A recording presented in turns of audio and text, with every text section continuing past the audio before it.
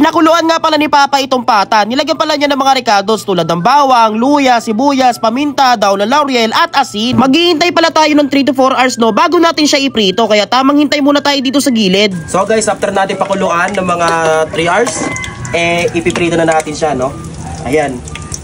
Dito tayo sa may tago para dito tayo maputukan ng mantika. Ayan, no? Ito yung pata feet. Prito na natin.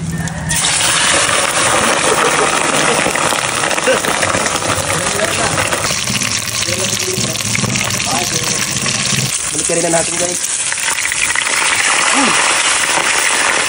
What a crispy man.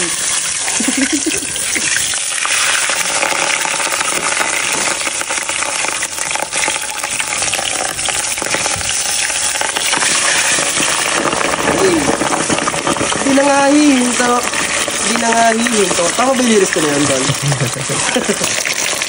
Guys, muntik na masunog. Cover. Wow. Hita mo naman yan. Sunog ba? Muntik lang. Muntik lang. Diba? Sabi nga eh. Ito yung puputripin natin guys. Trip na ako ha. So guys, ito nga pala naluto ko, no? Medyo nasunog lang siya. Hindi, muntikan lang. Diba? Muntikan lang naman eh. Kaya Madam Charlotte may daya eh. Ito yung luto ko guys. Bali, ginamitan ko ng magic technique na kung wala ang sabon, bakit mabubuo ang shampoo? Yun ang tama doon, man. Yun tama doon. Diba? Mukbang na tayo. Okay na to. Ito nga pala niluto nating crispy pata guys na muntikan lang naman masunog. Muntikan lang. Pero syempre, bago tayo kumain, ay ipapakilala nga pala ko sa inyo. Ito nga pala yung rice coffee ng Grain Smart. Ang kape na gawa sa bigas. Low calorie and decaffeinated. Bali no sugar to kasi nagpapatamis dito ay stevia. Tapos sa mga ingredients nito ay brown rice, okralin, mangosteen, barley grass, moringa at saka garcina. Ito nga pala yung kanyang mga benefits. Ayan. Check nyo guys, ang dami mga benefits. Tapos FDA approved pa siya, kaya talagang legit itong kape na to. Kaya pag ito yung kape mo, siguradong healthy ka nito. So paano? Mukbangan na. I-crispy check natin to man.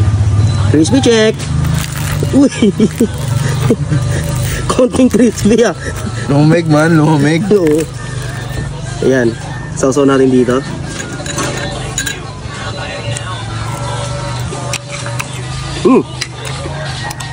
Crispy pa rin naman. Natin naman.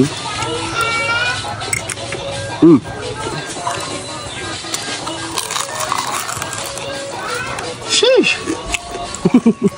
Sausawan.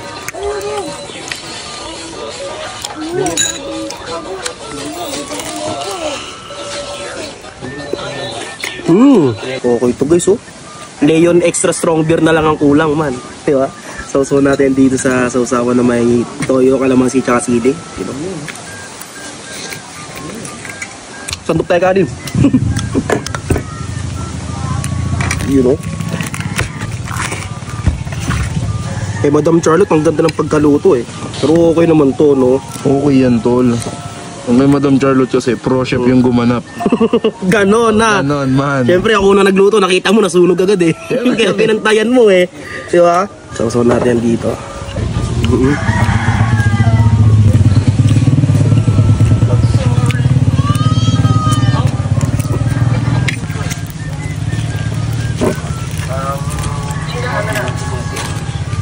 Huwag niyo ako rin guys, first time ko lang magluto na ito eh. Pero okay naman eh. Yummy naman eh.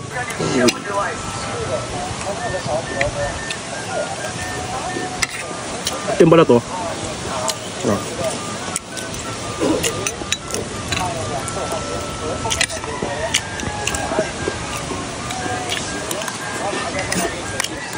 Medyo crispy naman siya.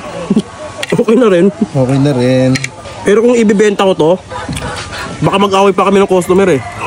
Wag naman. Away na ko ng customer.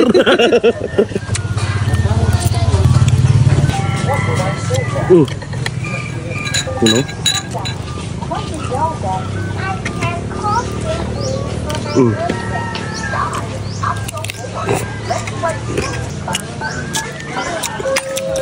Pwede lalagay yung kanin. Last bite.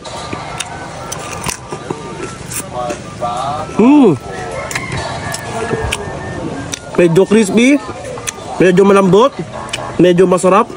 Punob.